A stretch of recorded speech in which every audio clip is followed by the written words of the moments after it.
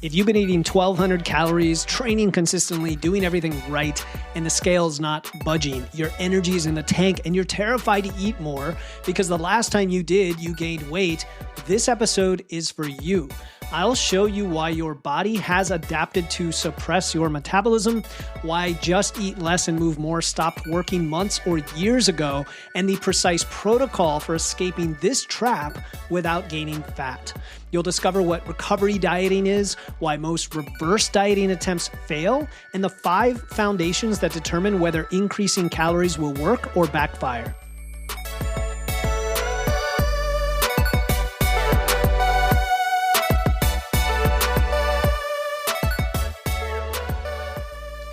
Welcome to Wits and Weights, the show that helps you build a strong, healthy physique using evidence, engineering, and efficiency. I'm your host, Philip Pape, and today we're going to talk about one of the most frustrating positions you can find yourself in. You're eating very little, you're training really hard, and you're getting nowhere. I've worked with lots of people who came to me eating very low calories. This might be around 1,000 to 1,400 for female, maybe 1,500 to 1,800 for males, and they're doing a lot of the things right. They're lifting maybe 3 or 4 days a week. They're walking every day. They're tracking, eating enough protein in general, but something's stuck. And I'm not talking about scale weight. I'm also talking about lifts stalling, feeling exhausted, not having the energy. Maybe your blood work's okay, maybe it's not. But all you're thinking at this point is, what do I need to do? Do I need to eat even less? Do I need to add more training or cardio? And also, what's up with reverse dieting? Is that what I need to do? Do I need to eat more? Because last time I tried that, I gained 5 pounds in a week, right? And stories like that. These are not rare stories. I hear them a lot. And I think the online advice about some of this stuff is either useless or actively harmful.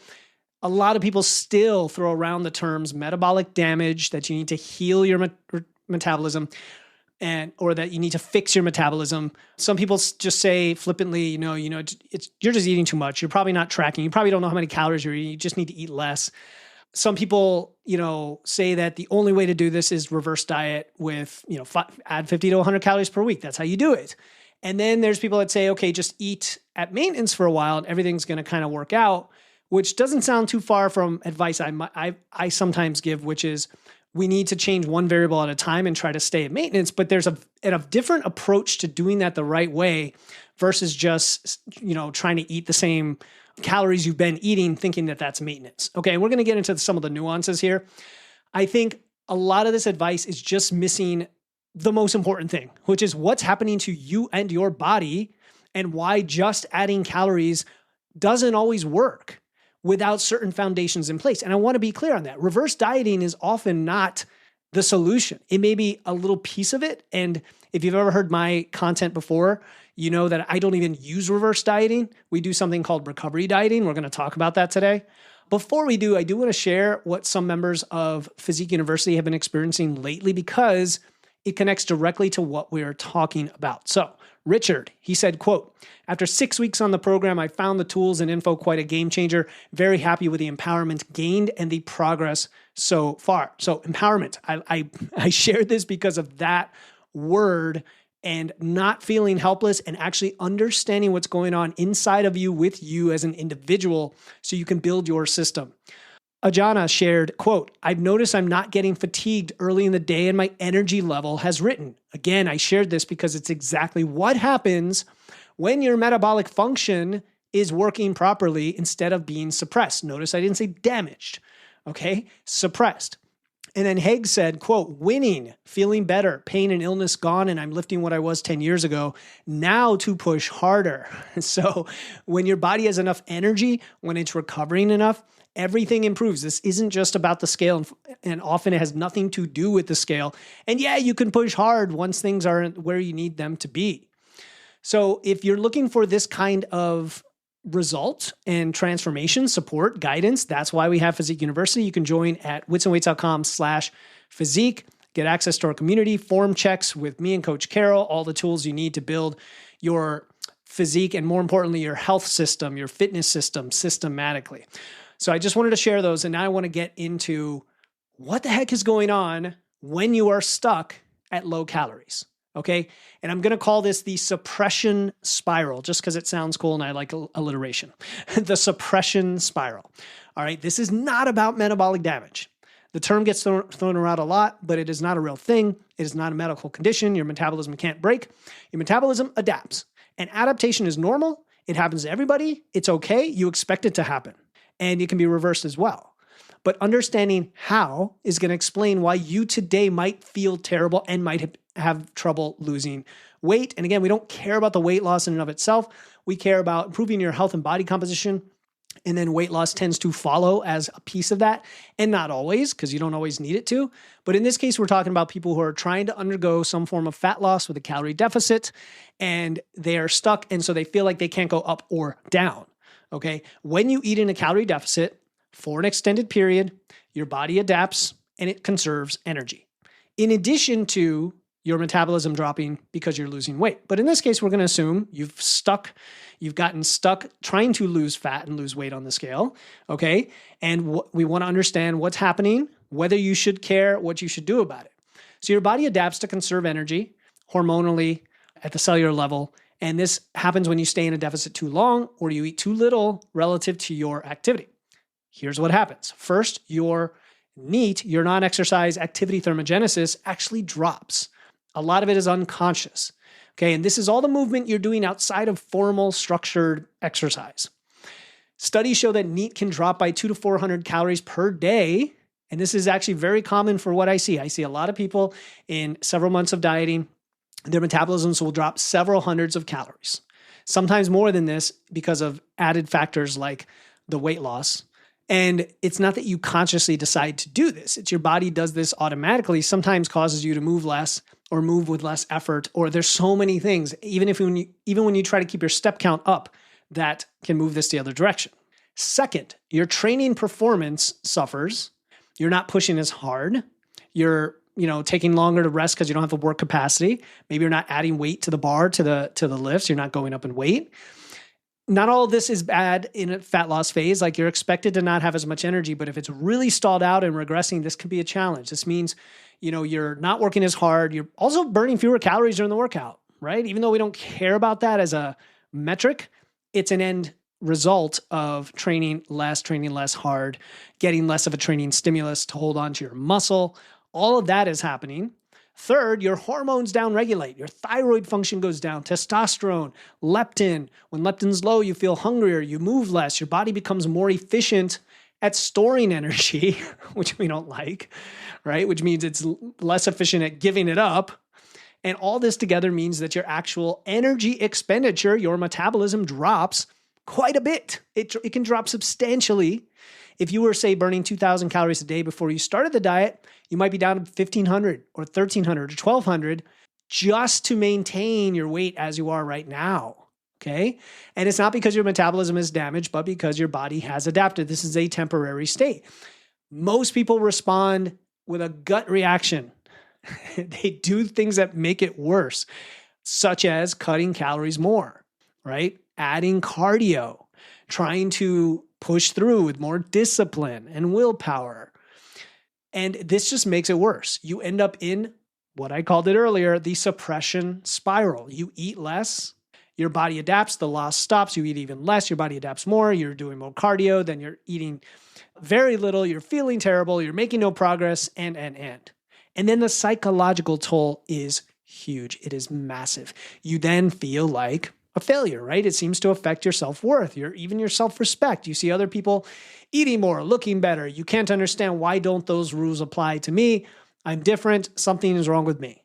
But the problem is not with you. The problem is the approach. It always is, guys. It's always the approach. And that is really empowering because you can fix it. You can't diet your way out of metabolic suppression. Almost by definition, you can't, because eating less is what got you here. You've got to have a different strategy. So where do we go with this? All right. That's the suppression spiral. Now I want to talk about the foundation, the problem with your foundation, okay? Because it really does come down to basic principles, first principles, foundations. And if eating less isn't the answer, what about eating more? Well, this is where a lot of people jump right to reverse dieting. You get a newbie coach who's like, yeah, we just need to increase your calories, right? That's what they learned in their certification. And that's the solution. You're going to increase your calories. You're going to boost your metabolism, and you're going to have this higher set point, and everything's going to be hunky-dory. And so we're going to add, 100 calories a week, hope the fat loss will resume. And yeah, that never works. Almost never works. I mean, it pretty much never works. And the reason is foundational. Your body's ability to handle increased calories without gaining fat depends on 5 specific factors. And if these aren't in place first, then adding calories will just make you gain weight. And you're like, haven't you talked all the time about recovering your metabolism? Yes, but you have to do it in conjunction with these foundations. That's the point. It is not just about increasing calories. That is the important point I want you to take away. So foundation 1, and a lot of people will have this at the base of their pyramid for good reason, is sleep quality and consistency, especially consistency. When you're chronically under-recovered, your body is in a stressful, sympathetic state. And that's a big, big problem because sleep is almost like food to your body. When you're depriving yourself of sleep, even adding more food isn't necessarily going to mitigate that because the sleep is another massive source of recovery and energy and taking off that stress that's causing you to have this suppression in your metabolism. Foundation 2 is non-training stress. And I say it that way because training itself is a stress, but it's a good stress. If you have stress from work, from your relationship, from major things in your life, maybe with your family, with your finances, you've got this elevated cortisol all the time, right? That plus increasing your calories, your body's going to say, ooh, give me that energy for fat storage. Please give it to me for fat storage. And I say it that way because if you gain weight at all, you might think, okay, I'm gaining some muscle and fat. You might gain a little bit of muscle. Chances are, though, if you don't have these foundations in place, you're going to gain a lot more fat than you'd like. Okay, a lot more fat than you'd like. What we're trying to do here is as you eat more, we're gonna tie this all together in the end. These foundations allow your body to recover your metabolism without gaining much if any fat at all, or even any weight at all. Like you might even start losing weight, which again is not really the goal. It's just the pleasant end result is a drop in body fat. So basic stress management is going to be huge here. Foundation number 3 is, of course, your training consistency and progression. It's interesting. Some people, they'll join our program. It's not very common, but they'll join our program, and when they do the intake, I say, how many training sessions are you doing? They say 0. My brain immediately goes to, oh boy, I'm excited because this is the biggest low-hanging fruit for you right now. You're doing 0. If we just go to 1 a week, man, will that just massively improve everything you're doing, your health, your strength, even just 1 a week. I mean, ideally it's 3 or 4, but we need to start where you're at. Okay. And you've got to be following a structured program where you are progressing, if not every week, then most weeks.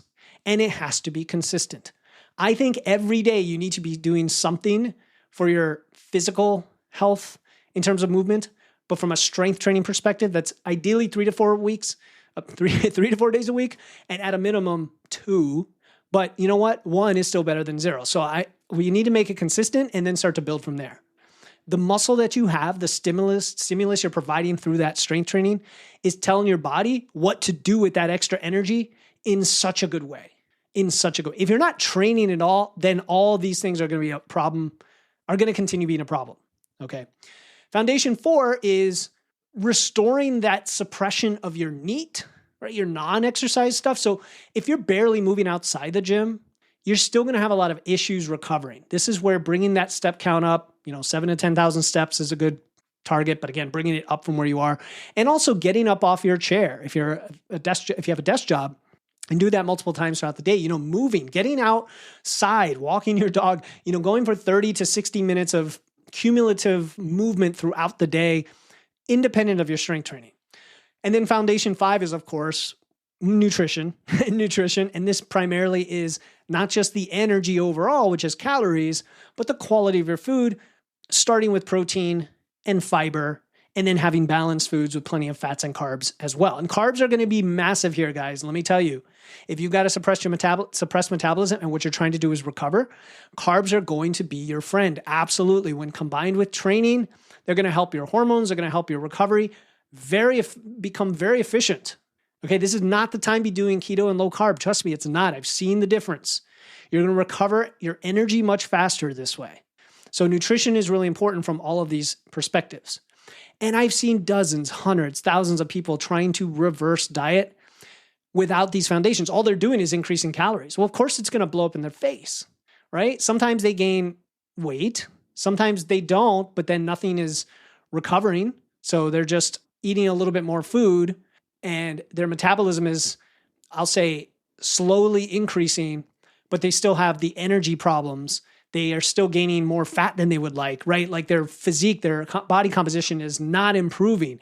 And it's kind of a weird state to be in because that's the worst situation is where you're, recovering your metabolism, not gaining weight on the scale, but also not improving on the things that you really, really care about. Sometimes people will feel a little better because they're eating more food, but then they're having trouble with the body composition, right? So you get like these weird corner cases when you're not doing all the foundations.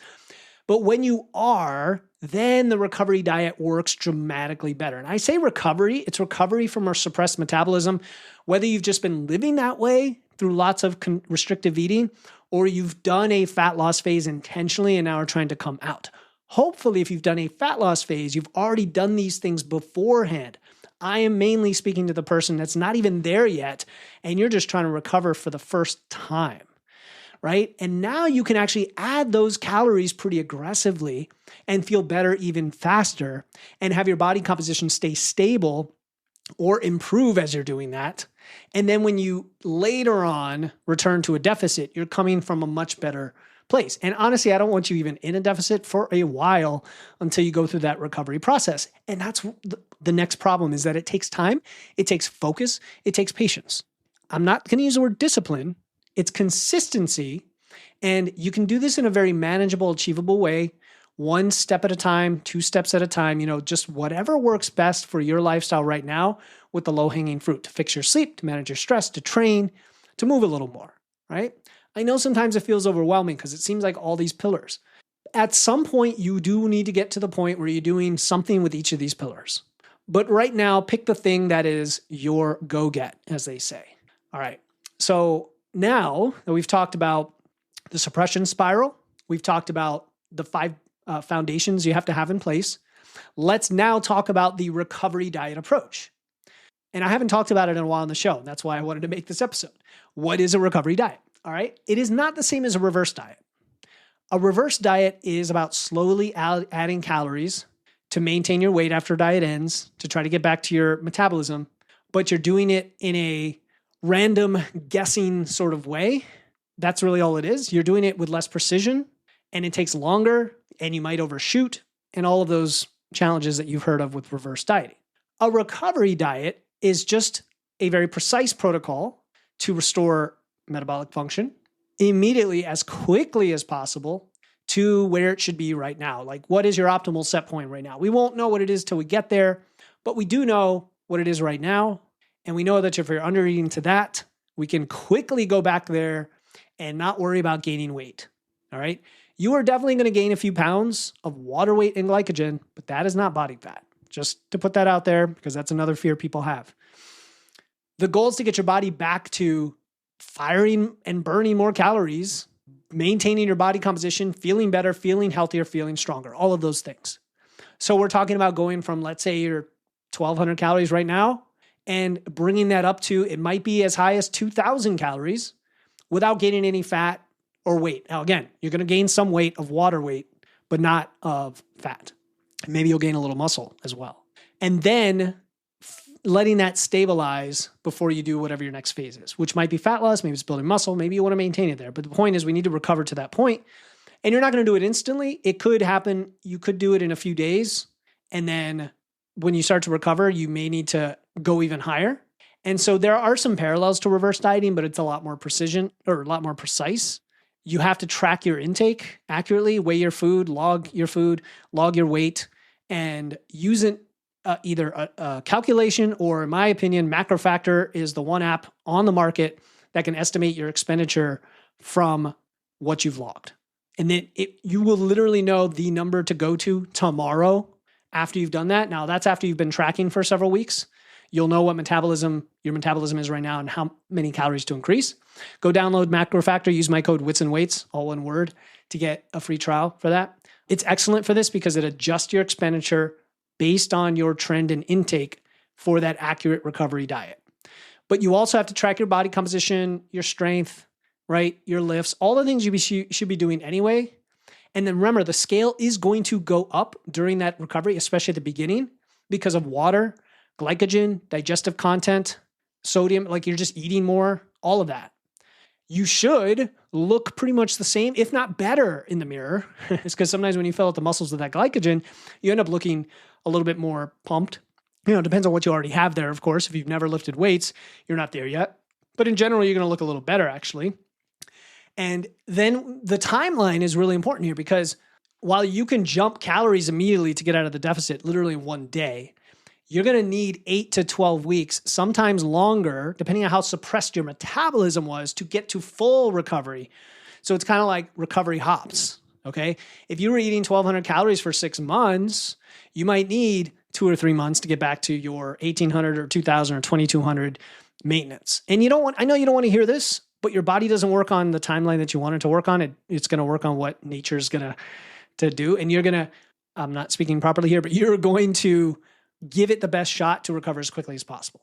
So success looks like eating 3, 4, 5, 6, up to maybe 800 calories more, maybe 1,000, if you're a bigger guy, for example, than when you started. So I would say probably 4 to 6 or 800 calories is like a nice big window for a lot of people that I see. And then your body weight has stabilized after that initial water bump, and it's kind of stabilized. Maybe it's a little bit higher than that, but your measurements should be about the same. You should look the same or better. Your energy should be significantly improved. Your training performance should be going up, right? You're adding weight or reps. Your recovery is faster, feels better. Your mood should be better.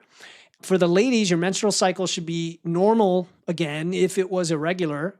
Now, these aren't claims I'm making. These are just the shoulds that should happen, all things equal, not counting any other condition someone might have.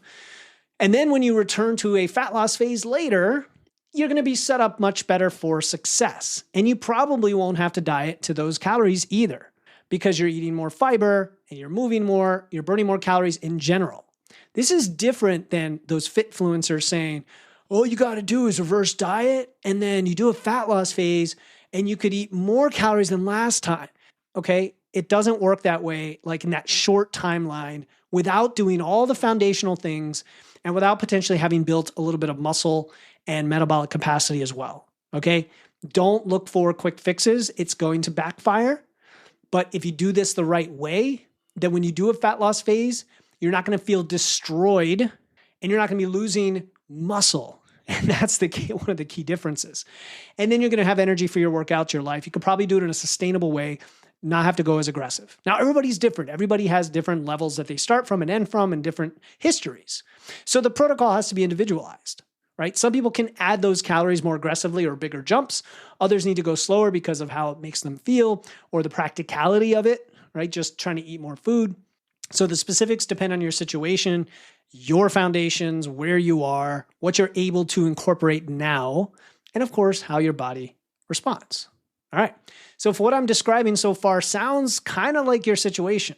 If you're stuck at low calories, if you're not sure where to go from here, if you need a systematic way out and to improve all of these factors, I'm running a live workshop October 21st called the Recovery Diet Workshop. It's actually called the 10-week Recovery Diet Workshop because I'm going to walk through it's like a 20-page workbook that you're going to get access to afterward that is going to help you assess exactly whether you are suppressed, what is the week-by-week progression to get out of it with a recovery diet as we head to the end of the year. So it's perfectly timed 10 weeks to take you into the new year, and then you're ready to go if you're looking to do a fat loss phase in the new year.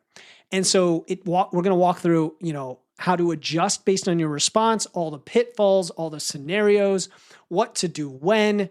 You're going to have it all mapped out. And you're also going to get your first month in Physique University as part of the whole thing for no extra cost. So to me, it's a no-brainer because you're going to have the workbook, the workshop, and of course, all the resources and support to get started and get some accountability and feedback which for many people, that's what they need, is the accountability to make it happen. So that's $27, October 21st. Go to live.witsandweights.com. That is Tuesday. That's next Tuesday, our 10-week recovery diet workshop. So if you're stuck with low calories, if you want a system for improving that and coming out the right way and not these random reverse diets, grab your spot. Link is in the show notes, live.witsandweights.com. I'll share it again at the end. Now let's talk about some of the common failure points. What makes people fail? All right. Because even when people understand this recovery diet concept, and I know people will parrot it back to me and will define it pretty well, but then there's these three major failure points in reality that prevent people from doing them successfully. The first failure point is, of course, impatience. You knew I was going to say this, right? This is, hey, I added calories for 2 weeks. I didn't see things change. Or I had that bump in weight that Philip said would happen. It's all fluid, but I freaked out and I cut back. Look, your body's not going to recover in 2 weeks. It's just not. I'm sorry. It's not going to recover in 2 weeks if you've been doing this for any length of time, right? Because what got you here took many, many months. I'm not saying it's going to take the same amount of time. It's just going to take some decent amount. So that's the first failure point, is impatience. That's why we have to focus on the metrics that we care about the most, which is increasing our strength in the gym, increasing our nutrition quality. Guess what? All the foundations that I talked about. The second failure point is, guess what? Inconsistency with those foundations. So consistency really is what I mean here. And that is not just sleeping well for 2 out of the 7 days of the week, but sleeping well for 4, 5, 6, hopefully all 7, but more than you were before. Walking, getting your X number of steps every day. If you can't get 12,000 steps a day, don't aim for 12. Aim for 6 or 7 or 8 or 9, whatever lets you get that minimum viable product of steps, and then push beyond that when you can. Same thing with training. You've got to get into the gym consistently. Your body's going to respond to consistent signals. So consistency itself is a really important skill that we want to develop here. That's a whole separate topic, but it's very important. Not discipline, not willpower, but really habits, behaviors that are ingrained in your life because they're achievable in your life. Okay, and then failure point 3 is trying to diet in the middle of recovery. Raise your hand if this is you, okay? You're like 4 weeks in your recovery, you see the scale up a few pounds, and you're like, I'm going to do a rapid fat loss phase, or I'm going to just quickly go in a deficit for a week or two. Philip won't mind, and it undermines the whole process, right? It undermines the whole process. You can't simultaneously recover your metabolism and diet, because the dieting itself is what got you here and it's causing the suppression. And if you can't mentally handle that, then I don't think you're ready for a recovery diet yet, although I think everybody should strive to become ready for one. All right. So those are the 3 failure points. And I think, if there's one surprising takeaway today that you might find, is most people who think they need a recovery diet don't actually need one. And what I mean by that is a lot of people who think they're metabolically suppressed they're in their calorie deficit and they're impatient. And I say that with a caveat because your metabolism should adapt no matter what. It's probably going to drop. But I'm talking about the people who've been dieting for like 6 weeks.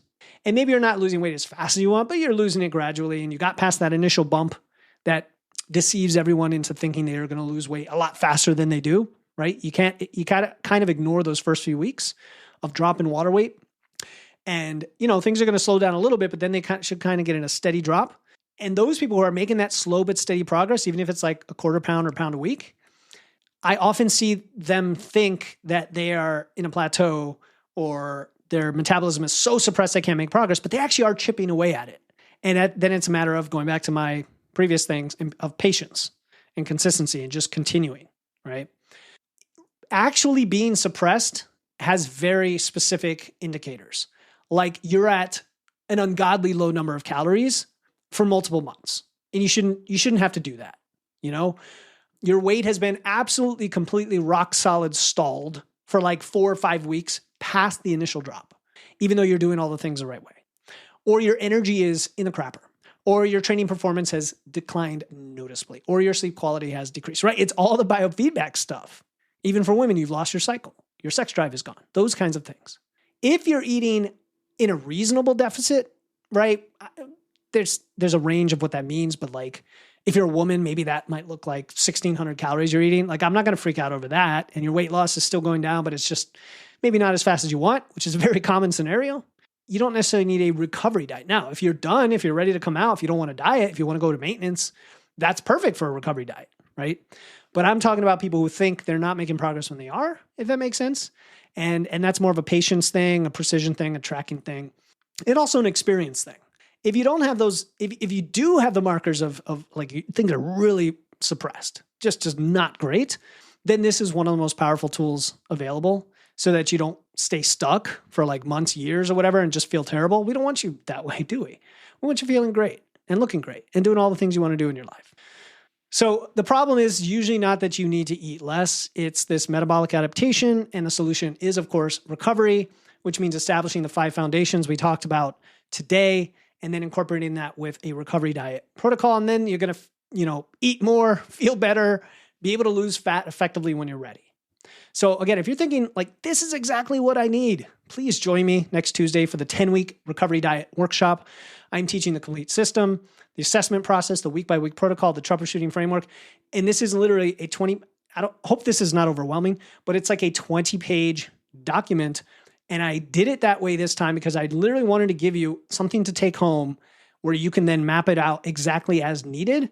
And then we could help you implement it or give you the support you need along the way as you hit those roadblocks that we all inevitably tend to hit. So you're going to get all of that, your first month of Physique University, all of that, $27. Registration is open now.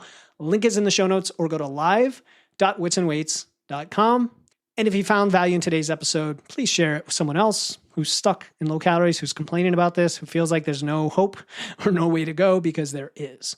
Until next time, keep using your wits, lifting those weights, and remember that your body is capable of remarkable adaptation in both directions, okay? The direction that we don't like and the direction we want to recover. You just need the right approach, the right protocol to guide it there. This is Philip Pape, and I'll talk to you next time.